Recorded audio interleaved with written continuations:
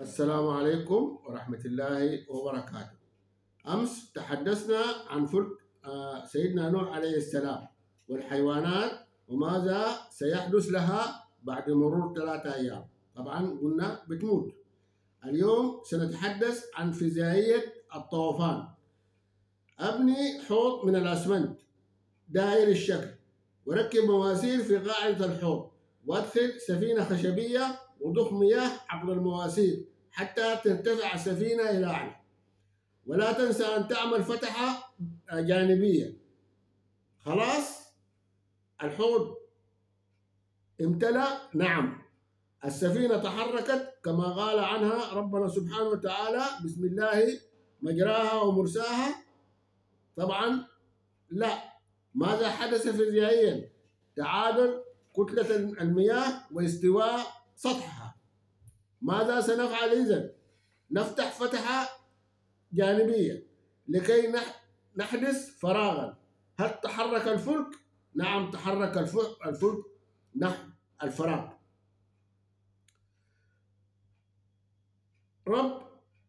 رب لا تذر على الأرض من الكافرين ديارا. يعني نوح عليه السلام طلب من ربه أن يقطع عنها رجل الذي يجوس ويلف ويدور ويحوم ويبرم في الديرة من بعده. يعني الديارة هو يعني الخلف اللي بيكون يعني فاتته السفينة، برضو ربنا يقطع دابره. أهلك أو أهلك الطوفان كل البشر. لاحظ هنا لكلمة أهلك، كل البشر الذين على ظهر الأرض. طبعا أيام في فيديو سابق شرحنا كلمة الأرض وكلمة مكنا ليوسف، وكذلك العبد الصالح الخضر ذي القرنين. كعب الأحبار ووهب بن منبه كانا حاضرين في تفسير إنه ليس من أهلك، إنه عمل غير صالح. أيوة، ماذا قال كعب الأحبار ووهب بن منبه؟ أيوة، أهلك مفسرة في التوراة إنه ربنا أهلك كل البشرية.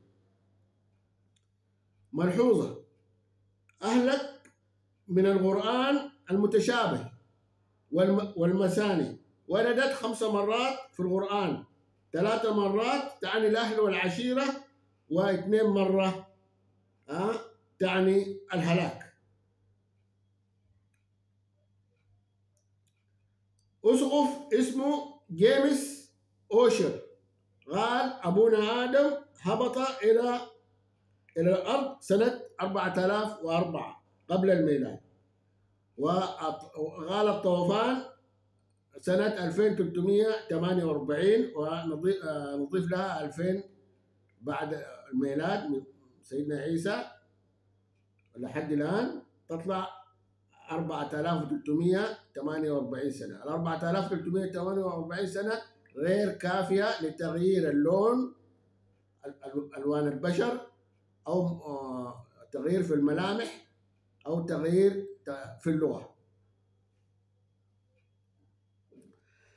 أنا الآن بهذا لوني، لو هاجرت إلى روسيا البيضاء فإن نسلي يحتاج إلى 50,000 سنة تقريبا حتى يصير أبيض. وكذلك إذا هاجرت أسرة من روسيا البيضاء إلى الإقليم الاستوائي تحتاج إلى 1,000,000 سنة تقريبا حتى تكتسب الملامح الأفريقية. وإذا قلنا أن القوم أو الأفراد الذين ركبوا الفلك مع سيدنا نوح عليه السلام لونهم واحد، حتى لونهم واحد، كيف غيرت 4348 سنة في ألوانهم ولغاتهم وأشكالهم؟ الآن لو سافرت أسرة من أقزام إيران إلى كينيا يحتاج نسلهم إلى 1,000,000 سنة حتى يأخذ الطول واللون الإفريقي، وهذا هو السقف المرفوع. وكذلك البشمن لو نزحوا نحو خط الاستواء سيكونون أكثر طولا. ده الفصل الأول. ناتي للفصل الثاني. بعدما علمت أن مواد سد ياجوج وماجوج هي وجود جبلين وبينهما مسافة، وكذلك حديد وتراب الردم والنحاس، اتصلت برئيس غرغستان مشكور، وفر لي كل المواد التي طلبتها منه. ومن ناحيتي تبرعت قبيلتي بالذهاب معي إلى غرغستان ليلعبوا دور ياجوج وماجوج. وبالفعل بنينا السد من الحديد والنحاس، والتزمت بنص آية آتوني زبر الحديد حتى إذا ساوى بين الصدفين قال انفخوا، حتى إذا جعله نارا قال آتوني أفرغ عليه قطرا. صدق الله العظيم. واجهتني مشكلة في عمال النفخ، ومشكور رئيس بلدية غرغستان وفر لي عمال للنفخ. نفخ من الطراز حديث، وبدأ العمال في النفخ العملي تطبيقا للآية. الآية قالت فيها كلمة وأنفخوا. وبالنفخ برد الحديد والنحاس. وبعد ما برد الحديد والنحاس طلعت قبيلتي من تحت الردم، وطلعوا من فوق الحديد والنحاس البارد. وطبعا غير كده لأنه المنطقة مليانة ثلوج، يعني نحن ذاته يعني عانينا ما عانينا. كل ما نولع نشعل الحديد ونجيب قطر النحاس المسال، الثلوج والرطوبة والبرودة تبرد علينا الحديد والنحاس.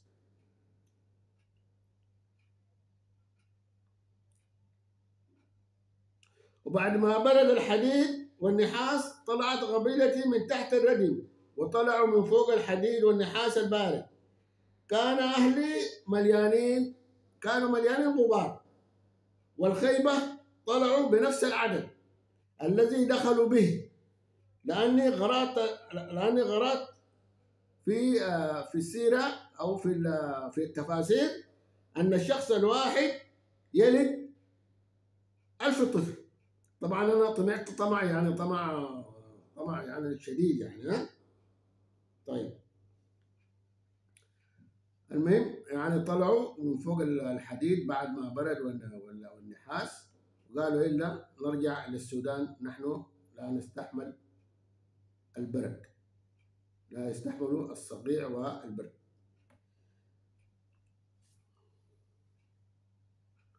يا ولد طلع التمر فوق راس الراكوبة عشان تطلع فوق الشمس وينشف.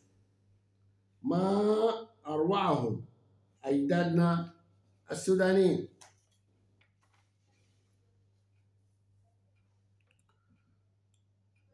زبرة الحديد.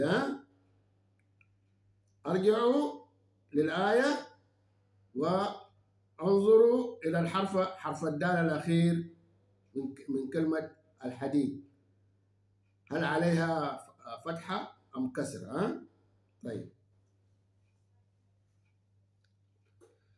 زبر هو حجر السلات والشواء، موجود في السودان كبديل لنبات الحلفة، لأنه يحتفظ بدرجة الحرارة العالية.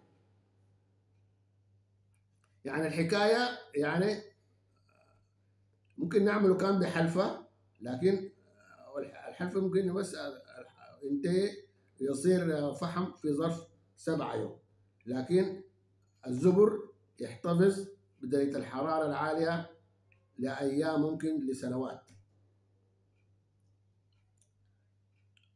الحديد هو القياس الطولي بين سطح السد أو الردم وقاعدة السد. الزبر مفعول به، أكرر، الزبر مفعول به، الحديد مضاف، الحديد مضاف.